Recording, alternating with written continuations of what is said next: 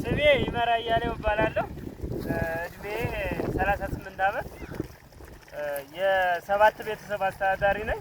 ሳበር ወረዳ 03 ቀበሌ አላሻ የሚባል አካባቢ ላይ ነው። መልካም። ልዩ ቦታው አባጠይሜ ይባላል። ቀለም ኢትዮጵያ ይሄ ሞተር ፓምፕ ከመስጠቱ በፊት በአመት አንድ ጊዜ ብቻ ነው የምናመርተው። እሱም በበልግ ዝናብ ብቻ የታጠረ አካባቢ ነው። ሁለቴ ሶስቴ ማምረት አይቻልም። አሁን ላይ ግን ቀለም ኢትዮጵያ ከሰጠን በኋላ ግን የተሻለ ምርት እናመርታለን ብለን አስበናል። በባለፈም ድንች አምርተናል።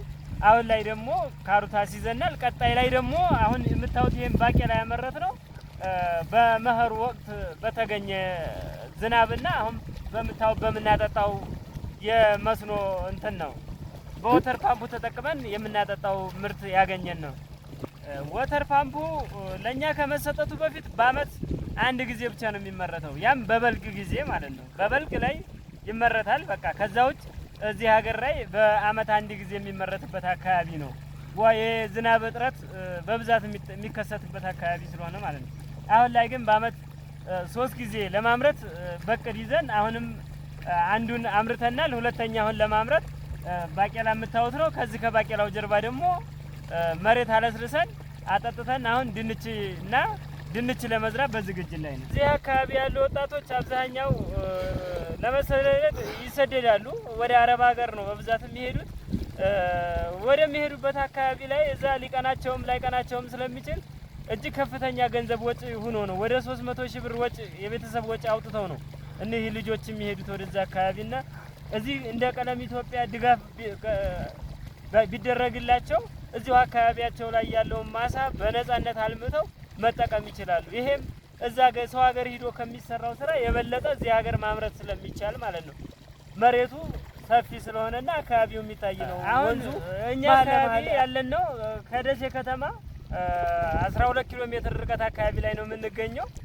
እዚህ አካባቢ አልፈን ወደ ደሴ የሚሄድ ነው። እኛ በግብርናው ከዘመነልን በኋላ ግብርና የተሻለ ቦታ ካደረስን በኋላ ወደዛ ለመሄድ ነው በቃ እቅዳችን እኛ ማለት ነው። ደሴ ላይ የተሻለ ቤተሰብ የተሻለ ልጅ ለማስተማር እዚህ እኛ አካባቢ ላይ ስለማይገኝ ደሴ ላይ እያመላለስን ስለሆነ የምናስተምረው። አሁን እያመረትን ያለ ነው ይሄ ካሮት ነው። በአሁን ፓምፕ ተጠቅመን አጠጥተን ይሄ የምታዩት ምርት ነው። እንግዲህ ከ30 እስከ 40 ሺህ ይመረተዋል ተብሎ ቀለም ኢትዮጵያ ድጋፍ በቅርብ ጊዜ ይሄ ካሮቱ እንደተነቀለ ድንች ይዘራል። ከዛ መልሶ ሶስተኛ ዙር ካሮት የምንዘራበትን አጋጣሚ እያመቻቸን በተደጋጋሚ ማምረት አጋጣሚ። አሁን ላይ ግን ከ30 እስከ 40 ሺህ ይመረታል ብለን እናስባለን። አሁን በአንድ ወቅት ላይ ማለት ነው። ስለዚህ 3 ጊዜ ሲመረት ወደ 120 እየሰራን ነው። አሁን ላይ እንደምታዩት ይሄ ባቄላ አምርተን እንትን እያልን ነው። ለቀጣይ